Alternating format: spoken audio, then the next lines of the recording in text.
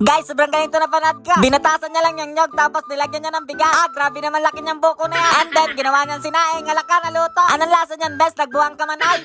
Weh! 2 fingers ka muna sa akin, best. Nagsaing sa buko ng nyog. Ano kaya lasa na? Andito na naman tayo, best. Mag-alaypak-laypak na naman tayo. Tara guys, samahan niyo ako. Subukan natin. Sakto guys, may mga nyog pa dito si Papa. Pambawag niya sa baboy yan. Kuhaan natin isa para hindi malata. Kapag hinanap, sabihin na lang natin, kinain na lang ng lupa. Balatan na muna natin to, best. Makapal kasi yung balat neta. Baka kasi pag sinalang natin ang ganyan yan, next year pa maluto yung bigas dyan. Mas makapal pa kasi sa mukha ko to, best. Tapos, tong tinagkil natin na to, guys, itong itatakip natin. Para ba hindi maglabas-labas yung init-init pa. Alaka, nagdoble-doble na, nagdouble-double pa. Eto na guys, utagkalan ko na siya ng balat. Wala palang butas. Doon na natin nasikisuhin to sa kusina, guys, kasi nandun din yung bigas natin. Bale, itong ginagawa kong butas sa to, guys, dito natin ilalagay yung bigas. Medyo liitan lang natin para hindi umawas yung tubig kapag kumula. Alaka, nakakuha ko ng muta lang yan. Punong-puno siya ng sabaw, guys, kaya medyo bawasan natin. Baka kasi pag nilagyan natin ng bigas, biglang umawas yung tubig. Tapos, lagyan na natin ng bigas. Huwag na nating ugasan, hindi ko nga nakita ng inugasan yung nasa video. Alaka, lamog naman ang babae na yan. Siguraduhin nyo lang, best, na maluluto to, kasi sobrang mahal ng bigas ngayon. Itong bigas na ginagamit ko, napanalo na lang to ng mama ko sa rapal. Kung hindi siya nanalo, ay di wala kaming bigas. Eto na guys, tapos ko na siyang ilagay. Kunti lang yung nilagay kong bigas, guys, mga 3 takot lang. Alaka, sana all nakakatakot. Ay, saktong-sakto guys, may nakalagay ng uling sa kalan. Ang tahimik niya, tara, gambalain natin. Yung papa ko ata yung may gawa niya. Naglagay na siya ng uling ngayon sa kalan para hindi na siya maglagay sa December. Kaso lang guys, ang malas niya kasi umira lang naman yung kabuangan ng kanyang anak. Dito rin ako sa kalan na to guys, nagiyaw ng niyog no nakaraang content ka. Sa mga hindi nakakalam guys, gumawa na ako ng ganito. Pero ang pinagkaiba lang guys, iniyaw lang yun, hindi yung sinaing. Pero naging maayos naman yung pagluluto ko nun guys, iba nga lang yung lasa. But this time, magsasaing naman tayo sa niya. Di ko lang alam guys kung magiging maayos to. Sa rice cooker nga, pumapalpak pa ka. Ay, grabe naman yung combination ng uling tsaka apoy. Nagkakos siya ng usok guys, amazing. Alaka, ito na naman ako, nagbuwang na. Dito pa talaga nag-away tong dalawang to ay. Mga best, babae lang yan, tama na yan. Kapag lasing kasi, sa tiyan nilalagay, hindi sa paa, kaya nagbubugbugan kayong dalawa. Alaka, natulala silang dalawa. Sa isip lang nun, bakit kami kinakausap itong buwang na to ay? Paypayan natin mga best, sobrang hirap papayin ng uling. Sobrang tagal na kasing tayong ganyan guys, wala na kasing gumagalaw. Tapos, isalang na natin tong ano natin, para naman tayo may dalang kalabasa niya. Mas magkapa talaga siyang kalabasa kaysa niya. Tingnan niya guys, bagay sa kanya yung sombrero niya, couple green. Parang awig na tulay niya si Peter Pan. Ano na lang yung kulang dyan, kulang na lang yan ng gamot. Kaya ako nagkakaganito, walang niya. Okay baby boy, mag-behave ka lang dyan ha. Kailangan mong maluto, wala tayong kakainin ngayong tanghalian. Naku-curious na tuloy ako guys sa magiging lasa niyang niluluto ko. Ngayon pa lang kasi ako gagawa niyan guys, kasi ngayon pa lang gumana yung saltik ka. Buti na lang guys, wala akong kasama ngayon dito sa bahay. Kung nagkataong nandito sila mama, baka pinagtawanan na ako ng mga yan. Kasi tingnan nyo na may itsura ko mga best, hindi na magkaintindihan. Hindi to gawain ng normal sa totoo lang. So ibig sabihin, anong tawag sa akin?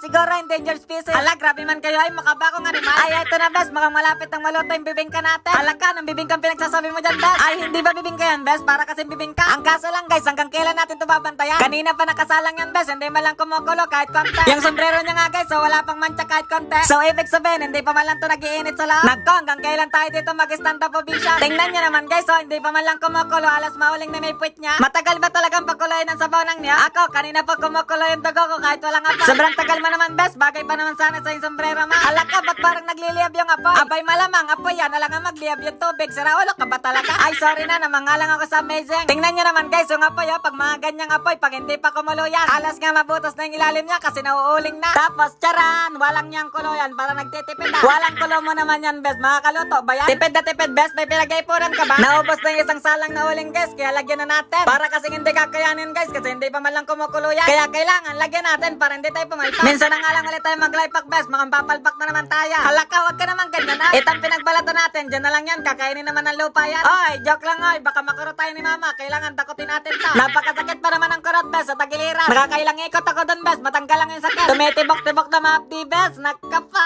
Tingnan nga natin ulit guys kung kumukulo na siya. Kanina pa to nakasalang guys, kailangan kumukulo na ta. Halaka, bakit ang tagal? Dapat sa rice cooker na lang pala ako nagsahan. Guys, nakatulog nga ako, sobrang tagal ng paghihintay. Tara, check natin siya guys kung naluto siya. Wala na din siyang apoy guys, kaya sobrang lamig na niya. Halaka, ano kaya to best? Naluto kayong loob neta. Lutong-luto yung buhong niyo guys, nagkulay brown lahat siya. Pati yung sombrero niya guys, kulay brown na din. Tara guys, buksan na natin, surprise! Halaka guys, naluto siya. Ang kaso nga lang guys, yung kulay niya hindi puting-puti. Medyo may pagkadilaw siya guys, gawa ng sabaw ng niyag. So dahil naluto siya guys, kaya titikman naman natin. Yung amoy niya guys, hindi amoy kanin. Nangingibabaw sa kanya guys, yung amoy ng kopra. Ang tanong naman guys, ano naman kaya ang lasa neta? Masarap kaya o hindi? Tara, tikman na natin. Ayan na, teng neng neng neng.